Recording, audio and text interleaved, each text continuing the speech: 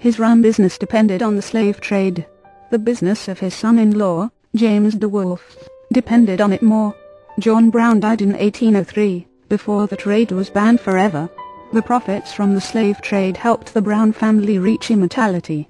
Near the Powers Street house stands Brown University.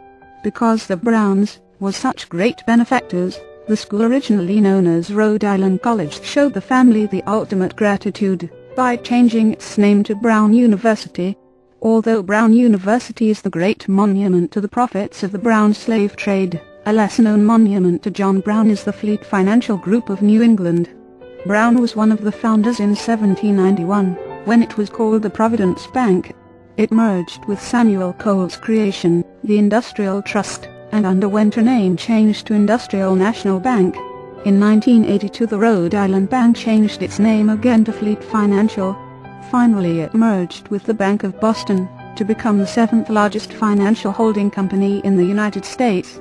New England and the slave trade. There are many secrets surrounding the slave trade. The profits from dealing in human cargo built a great deal of American, and particularly New England, industry. The trade brought together a handful of tightly knit families bound by Masonic ties and into marriage. The same families still have inherited fortunes and inherited power that dominate the economic landscape. While being a Mason was often a necessity, to get hired by a shipowner or a shipbuilder, the lodges that the workers were welcomed into were not the same as the lodges that the owners joined. An elite layer had once again risen to the top of society, just as it had in the feudal period. The French Normans did not invent the feudal system. The elite, the slave traders, 183 Normans, however, did thrive by controlling every aspect of the economy. They exported this type of economy to England, Scotland, and Ireland, where Norman overlords impoverished and evicted entire populations, in order to establish their estates. They brought the feudal economy to Italy as well, where Norman armies had wreaked more havoc than the Celts had 1,000 years before. The same Norman families that had amassed huge estates had created the Knights Templar, which became Freemasonry. Yet liberty and fraternity within the organization had its bounds. Membership in the powerful lodges was centered first on the aristocracy, and only when industrial society replaced the feudal economy would a professional class come to power within the organization. The rank-and-file trade lodges, in turn, remained at low levels in both public society and Masonic society. Entry into the upper crust of society could be accomplished by marriage, but more often members of one ship-owning family married members of other ship-owning families. Only the captains of the ships had a chance of being upwardly mobile, as they shared in the profits of their voyages. The captains started as members of the lodges that included dockworkers, carpenters, wrights, and sailors. Unions, which came much later, did not invent the closed shop. The unions, however, built on the concept of the Union Hall, and joined together in quasi-Masonic groups like the Knights of Labor. Being admitted was the all-important first step. Being accepted by the captains who did the hiring was the next step.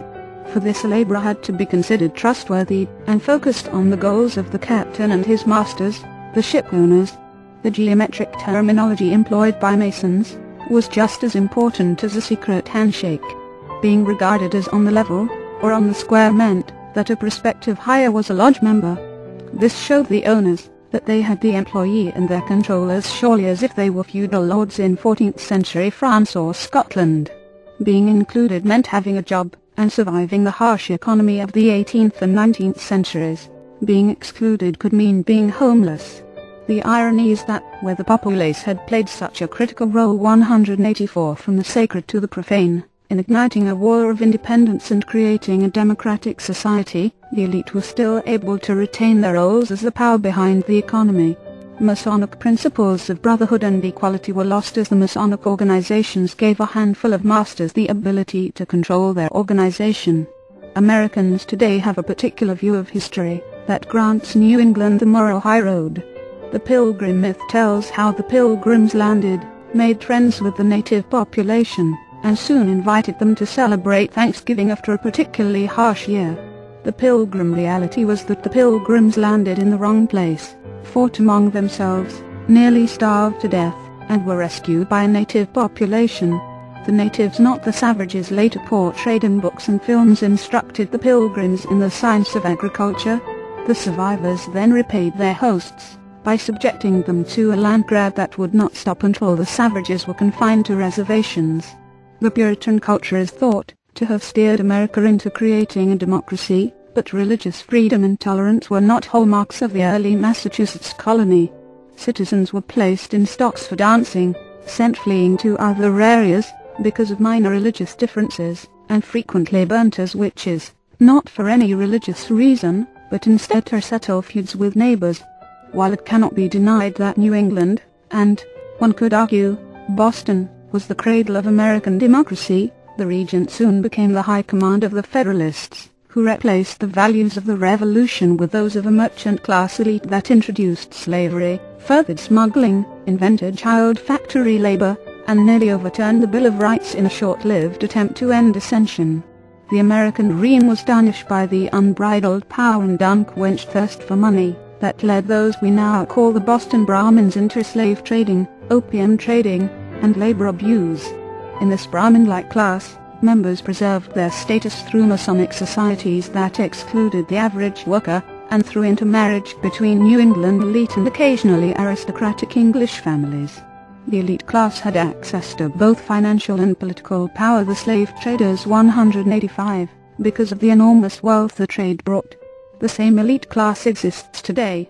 The basis for many of the fortunes of today's political leaders can be traced to a handful of founding fathers.